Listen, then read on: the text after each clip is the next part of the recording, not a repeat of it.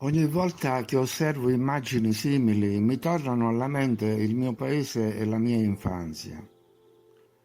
Vivevo in queste strade, guardavo queste chiese e naturalmente davo per scontato che quello fosse il mondo, che fosse tutto normale. Così come davo per scontato che ci fosse ancora un marchese che era proprietario di quasi tutti i palazzi e le terre. Cosa potevo saperne di arte, monumenti, diluvio di fango e reset di 200 o 300 anni prima, in cui era andata perduta quella che ancora una volta possiamo chiamare la civiltà della spirale. E cosa potevo saperne di padroni del mondo? Ora provo una grande tristezza per tutte le generazioni ingannate che hanno vissuto in quelle stesse piazze e frequentato quelle stesse chiese, ma non hanno mai saputo che non erano le loro. E provo rimpianto anche per chi non si è mai sforzato di capire, le cosiddette persone istruite, il maestro, l'ingegnere, il medico. Non ti sono mai chiesto dove poggiassero i piedi e cosa ci fosse stato prima. Non riflettevano sul fatto che non potevano essere stati i loro nonni a costruire quelle chiese, né si chiedevano da dove fossero arrivati loro stessi. Certo, la vita era dura per tutti e non c'era tempo da perdere in discorsi simili, perciò nessuno mai si è chiesto come riuscissero a costruire edifici uguali dappertutto, come comunicassero, dove trovassero i materiali, i marmi per le colonne. Chi aveva costruito tutte quelle chiese e perché? E quando veramente? Un tale sforzo costruttivo in tutta una nazione che aveva problemi di sopravvivenza e carenza di ospedali. Invece delle chiese non si era potuto fare a meno, a quanto pare.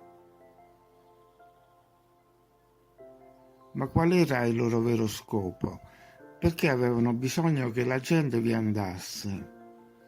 Gli edifici servivano alla gente o a chi li aveva costruiti?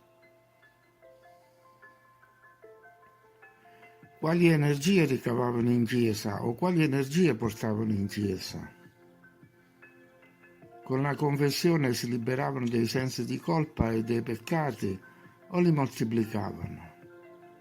O alimentavano energie di altri, dei religiosi per esempio?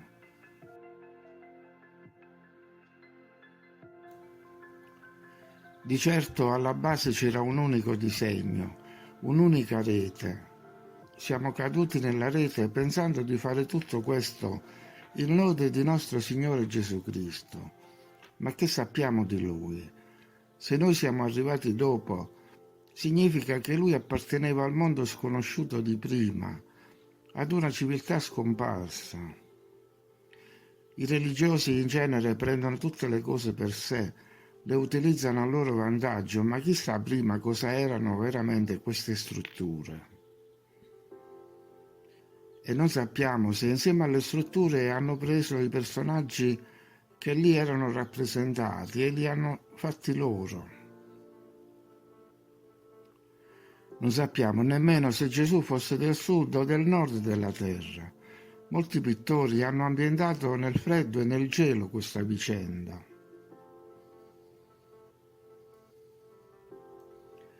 Ma chi ha gestito tutto questo? Forse non bastano nemmeno i gesuiti o altre categorie controverse a spiegarlo.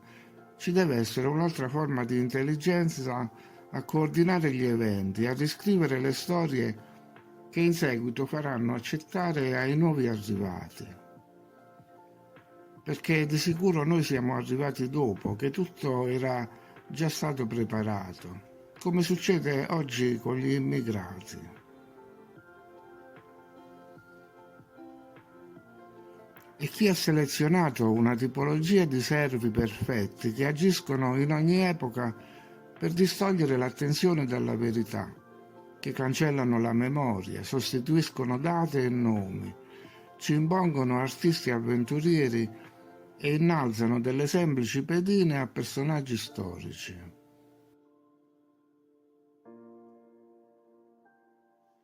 Quando si parla di occupanti, si parla di posti occupati, dalle scuole alle università, dai comuni ai ministeri, dai giornali alle televisioni, per non parlare della creazione di intere categorie mentali, come la scienza, la storia, l'evoluzione.